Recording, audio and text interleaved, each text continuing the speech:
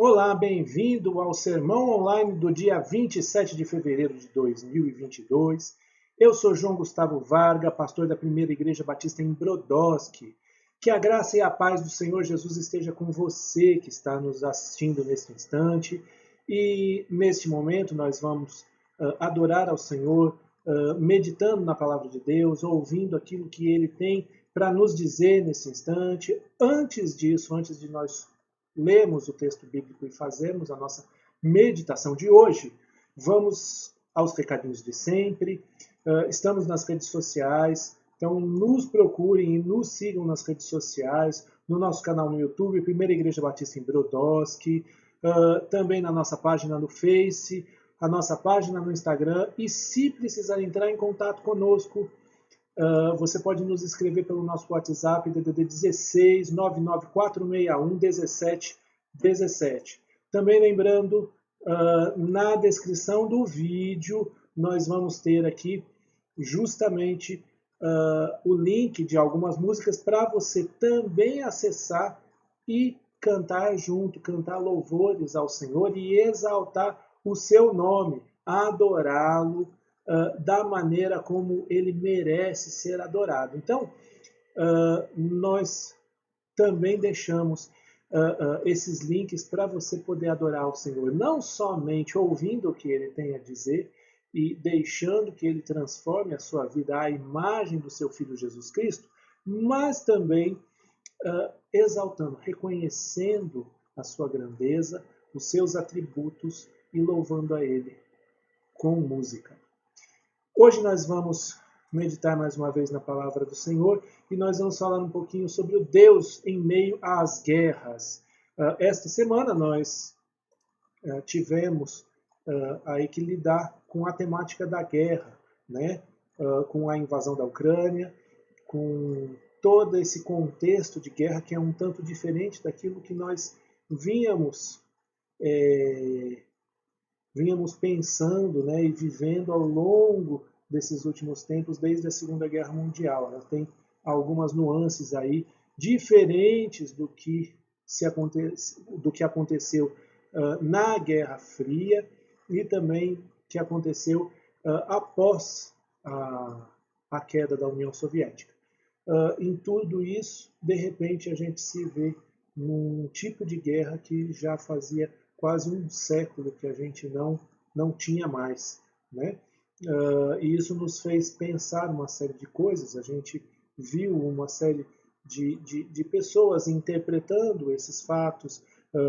A gente pôde ler algumas questões sobre guerra, fazer algumas meditações, né? Meditar, pensar sobre a questão da guerra no mundo. Essas coisas vieram mais para as rodas de conversa, né?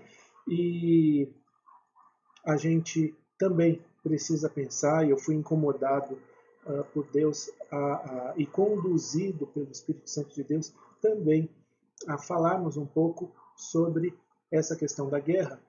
Guerra no sentido de onde está Deus no meio das guerras, né? Essa não é a única guerra que nós tivemos. No século passado, eu já falei da Segunda Guerra Mundial, teve a Primeira, né? E ao longo da história da humanidade nós tivemos várias e várias guerras, várias disputas armadas, várias mortes por conta de guerras, várias prisões por conta de guerras, várias atrocidades por conta das guerras. Guerras fazem parte da história da humanidade e a gente precisa se perguntar: onde está Deus no meio disso tudo? Onde está Deus no meio das guerras? Então, inclusive porque, aliás, né? Inclusive porque muitas guerras já foram travadas em nome de Deus e a gente precisa parar para pensar: onde está Deus no meio das guerras?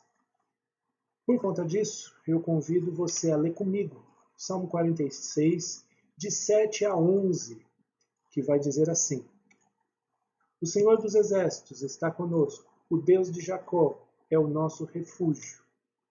Venham contemplar as obras do Senhor, quem tem feito desolações na terra, que tem feito desolações na terra.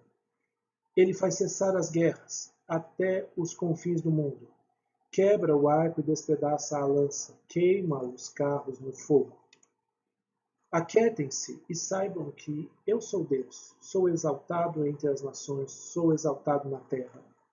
O Senhor dos Exércitos está conosco, Deus de Jacó é o nosso refúgio. Nós vamos orar nesse instante. Pai amado, nós te pedimos no nome do Senhor Jesus que o Senhor vá à frente desse momento, o Senhor conduza esta reflexão de acordo com o teu Espírito Santo, trabalhando na nossa vida, esclarecendo algumas coisas, nos fazendo meditar na nossa vida, Senhor Deus, para que nós amadureçamos no teu reino, amadureçamos como discípulos teus, e que em cada passo a gente possa te glorificar e crescer em te glorificar, Senhor Deus. É isso que nós te pedimos, no nome santo e no nome bendito de Jesus Cristo de Nazaré. Amém. Existem muitas lições que nós podemos tirar desse trecho aí, dos versículos 7 a 11. Hoje nós não vamos ter muito tempo para refletir sobre todas essas lições. Portanto, nós vamos refletir apenas em 2 lições e, se Deus assim permitir, nós continuamos na semana que vem meditando sobre esse texto, né, sobre essa porção do Salmo 46, a porção do 7 até o 11. Por conta disso, a primeira lição que nós precisamos tirar desse texto é que Deus é soberano entre as nações. Olha o que diz os versos 8 e 9. Venham contemplar as obras do Senhor, que tem feito desolações na terra. Ele faz cessar as guerras até os confins do mundo. Esse texto, esse versículo, ele vai trabalhar um pouco a questão de que Deus está no controle das coisas, né? Quando nós falamos Deus é o soberano entre as nações, nós precisamos entender que é Ele quem tem o controle sobre todos os eventos da humanidade nas mãos. Falar de contemplar as obras do Senhor, falar das desolações que Ele tem feito, falar que Ele faz cessar as guerras, Ele faz desolações e faz cessar guerras, é dizer que os acontecimentos no mundo, que os eventos na história da humanidade, as coisas que acontecem no mundo, entre os povos, entre as nações, estão no controle, nas mãos do nosso Deus, e não existe absolutamente nada que fuja do controle dele. Quando nós falamos, por exemplo, de catástrofes naturais, nós precisamos entender que essas catástrofes, sejam tsunamis, sejam terremotos, sejam as chuvas em Petrópolis, nada disso saiu do controle das mãos de Deus. Tudo isso está no controle das mãos de Deus. Nada disso deixou Deus desprevenido e surpreso. Portanto, essa é a primeira lição que nós precisamos entender. É que Deus tem o controle da história, do mundo e dos eventos nas suas mãos. Nada está boiando por acaso na vida e no universo. Isso é muito importante. Isso talvez levante outras dúvidas, né? Dúvidas de uma certa profundidade teológica, do tipo, se Deus tem o controle sobre todas essas coisas, por que as pessoas estão morrendo na guerra? Por que as pessoas morreram nas guerras? Por que é que as injustiças são feitas? Por que é que houve uma série de desabamentos e matou tanta gente em Petrópolis? Por que é que um tsunami matou tanta gente na região lá da Indonésia e cercanias em 2004? Por que é que os terremotos têm matado tanta gente, as catástrofes, as doenças, a pandemia?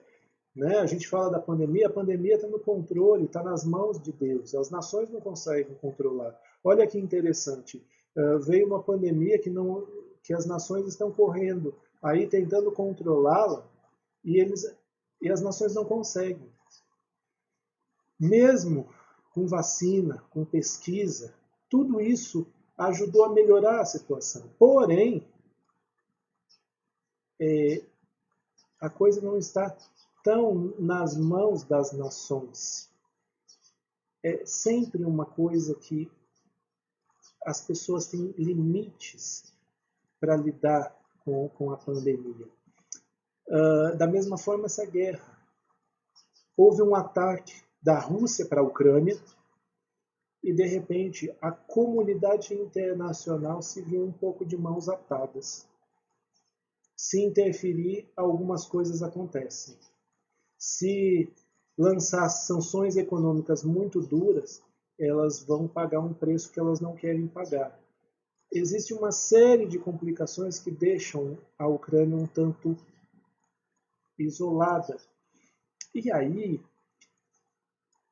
a gente vê que as nações ficam de mãos atadas por um xadrez político ou por um xadrez geopolítico que revela que os governos não têm o controle sobre as situações e que muitas vezes, por mais que se queira fazer uma coisa ou outra, se repudie uma coisa ou outra, o máximo que se pode fazer é isso, repudiar.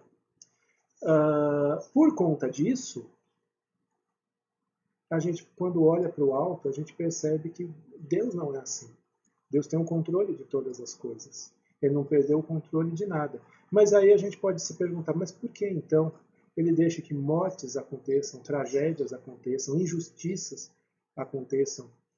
E a resposta disso é uma resposta que eu posso dar para você e que ela é muito, muito fácil de lidar. Eu não sei. 3 palavrinhas. 3 palavrinhas só, né? Eu não sei. Porque eu não consigo sondar as profundezas da mente de Deus. Eu não consigo. Não foi para isso que Deus me convidou a servir, para que eu o entendesse em todos os seus caminhos. Mas o que eu sei? Eu sei que Deus é soberano. E que mais que eu sei? Eu sei que Ele é bom e que Ele é justo. Eu sei dessas coisas. E por isso, por essas 3 coisas, eu também sei que quando coisas acontecem na história da humanidade, quando coisas deixam de acontecer na história da humanidade, eu posso olhar para cima e crer, mesmo sem entender, que Deus sabe o que faz. Que Deus enxerga o plano todo. E que o conjunto de coisas feias e coisas bonitas, de coisas ruins e coisas boas, vão se adequando ao plano dele, porque mesmo as coisas que ele reprova, mesmo as nossas rebeliões, mesmo as nossas rebeldias, mesmo as nossas maldades que ele reprova e que ele condena, e que ele lá no futuro vai condenar no seu juízo final por prazerar, que todo o conjunto dessas coisas, no final das contas, vai acabar servindo para o propósito dele, mesmo quando a gente se rebela contra ele, mesmo quando as maldades acontecem, mesmo que ele não assine embaixo dessas maldades, mesmo assim, ele vai usar isso para o seu propósito, porque o seu plano e o seu propósito não pode nunca ser frustrado. Isso, por mais que a gente não entenda as razões pelas quais algumas coisas acontecem, mesmo assim, quando nós confiamos em Deus, isso nos dá descanso, isso nos dá segurança. Porque nós não estamos boiando aqui, nós não estamos vivendo a deriva no universo. Nós temos um Deus que tem o controle de todas as coisas e que está levando todas as coisas para um seu determinado fim, para o seu propósito, de acordo com a sua vontade. E como diz lá em Romanos, a sua vontade é boa, agradável e perfeita. Então, eu posso não entender o que está acontecendo, mas eu posso mesmo assim crer que Deus está conduzindo as coisas da melhor maneira, de uma maneira perfeita. E Ele sabe o que Ele faz e o que Ele deixa de fazer, o que Ele permite e o que Ele não permite. Ele sabe o que Ele está fazendo. E quando nós confiamos nisso, nós conseguimos descanso no Senhor. Até porque a guerra entre a Rússia e a Ucrânia não são as únicas guerras que a gente tem para lidar. Nós temos as nossas guerras pessoais, a gente tem as nossas lutas pessoais, a gente tem as nossas batalhas pessoais, batalhas essas que muitas vezes a gente não vê razão. Por que é que eu estou passando por isso? Por que eu estou passando por uma luta contra o câncer? Por que é que eu, que cuidei da minha saúde, tive um diagnóstico tão desfavorável quanto esse? Por quê? E a gente às vezes não vê razão para isso.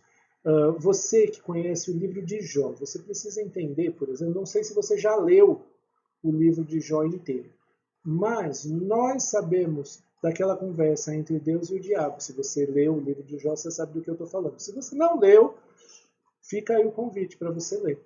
Tá? É um livro antes do livro de Salmos. Aí você se intera a respeito, porém, a questão é toda essa. O Jó perdeu tudo o que tinha, ele não encontrou uma razão para isso. Os seus amigos o acusavam, dizendo: não, para você sofrer uma tragédia tão grande quanto essa, você deve ter pecado. E ele dizia: não, eu não pequei. Mas por que é que eu estou passando por isso? Essa era a pergunta que não queria calar, né? E aí, uma resposta contundente de Deus para Jó foi: onde você estava quando eu criei todo o universo? Onde você estava quando eu fiz todas essas coisas? Onde você estava quando eu decidi onde as coisas iam ficar? Onde você estava enquanto eu, onde você está enquanto eu regulo todas as coisas no universo? E a resposta foi um grande silêncio, porque ele não pode responder a essa pergunta. O que Deus está dizendo para Jó basicamente é: eu sei o que eu faço. Você não sabe o que está acontecendo, mas eu sei. E eu sei o que eu faço. Portanto, é com esse tipo de pensamento que a gente caminha. Quando a gente tem que lidar com as nossas lutas, com os nossos dramas, por que essa tragédia se abateu sobre a minha família? Por que eu, sendo um bom funcionário, perdi meu emprego? Por que a doença veio? Por quê? Por quê? Por quê? A gente pode perguntar por quê. Não é pecado perguntar por quê. Mas o meu convite para você hoje é olhar para o alto e entender que mesmo que você não tenha uma resposta, você pode confiar no Deus que sabe o que faz. Porque Ele tem o controle sobre todas as coisas. Ele é o soberano das nações. A outra lição que a gente precisa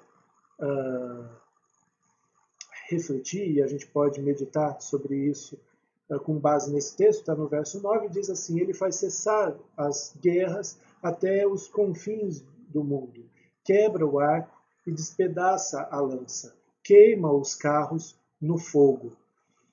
Ele é o Senhor da paz, é Ele que acaba com as guerras.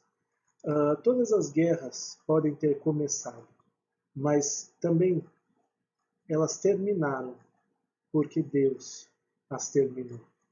Todas as guerras na história que tiveram seu período terminaram, porque Deus as terminou. Todas as nossas guerras pessoais só podem terminar, porque Deus vai decretá-las assim.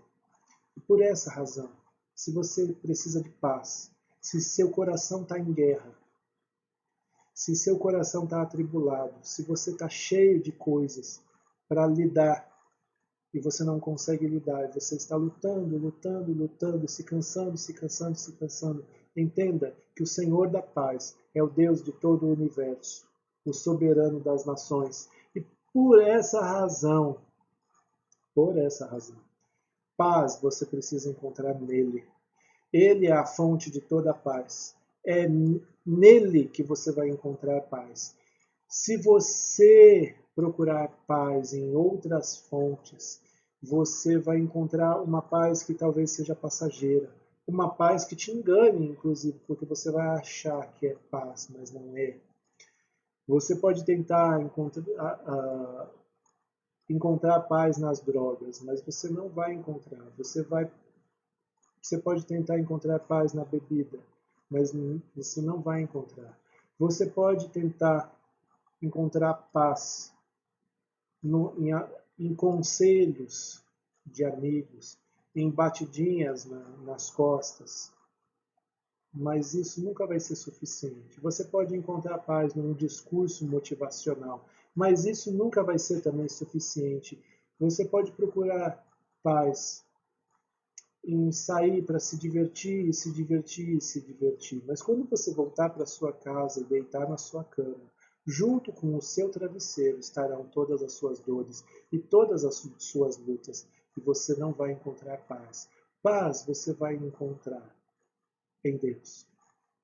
Paz você vai encontrar em Jesus Cristo, o Senhor da paz. Um dos títulos de Jesus é o Príncipe da Paz. E é nele que você vai encontrar paz. Portanto, se você está atribulado, aflito, com muitos problemas, você precisa se achegar até o Senhor Jesus e dizer: Senhor, eu estou com esse problema, mas esse, eu não sei para onde me virar, eu me sinto dessa forma, eu penso essas coisas,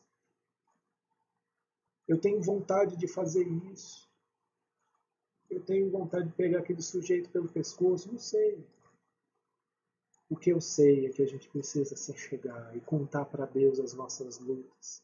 E dizer: Senhor, vai à frente na minha batalha e derrama paz sobre o meu coração, sobre a minha mente. São essas coisas que a gente precisa fazer.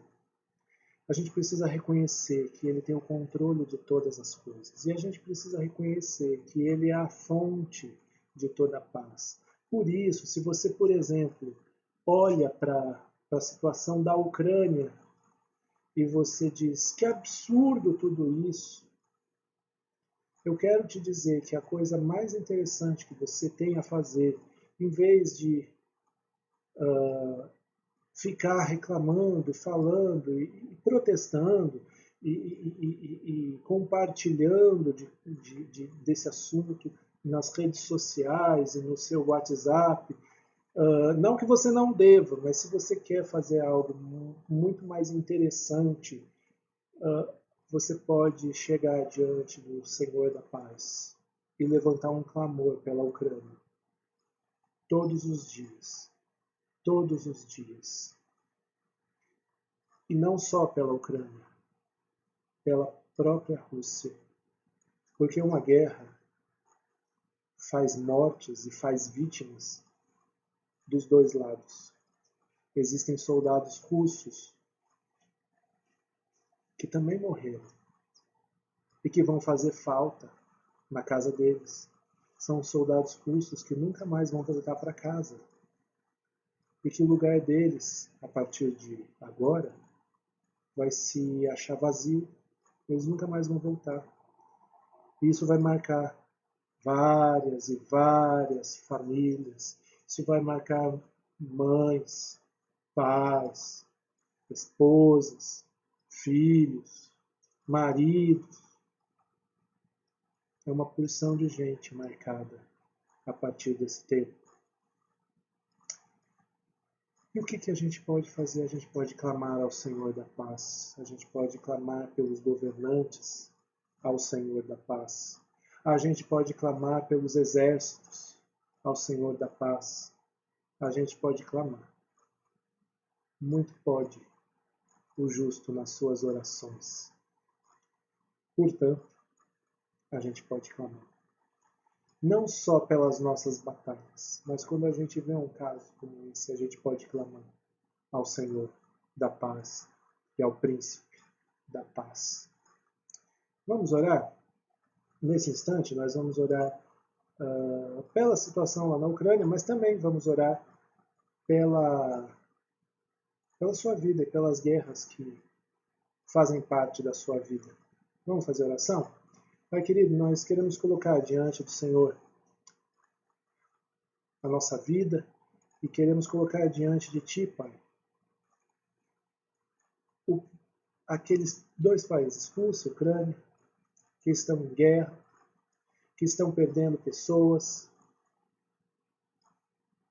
com uma série de ucranianos assustados, temerosos, em situações complicadas, uma série de soldados que perderam a vida, uma série de familiares que perderam pessoas. Nós queremos te pedir, Senhor Deus, que o Senhor estenda a tua mão ali, que o Senhor manifeste o teu poder, a tua presença, quebrando todos os laços do maligno, Senhor Deus, e estabelecendo a paz naquele lugar, naquela região, Senhor Deus, entre essas nações.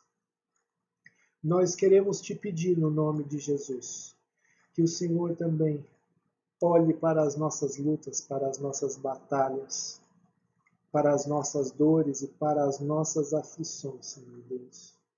E nós também te pedimos que tu estendas a tua mão sobre nós, quebrando toda dificuldade. Vai à frente, Senhor, das nossas batalhas e estabelece, Senhor, a paz.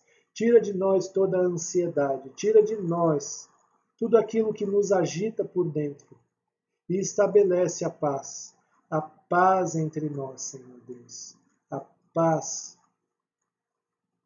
seja por relacionamentos quebrados, sejam por tribulações interiores, sejam por N crises que possam estar acontecendo. Eu quero te pedir, Senhor Deus, que o Senhor estabeleça a paz. Eu te peço, eu clamo a Ti por isso. É no nome do Senhor Jesus que nós oramos, Pai amado. Amém e amém. Amém, meus queridos. Nesse momento, a semana está começando, né?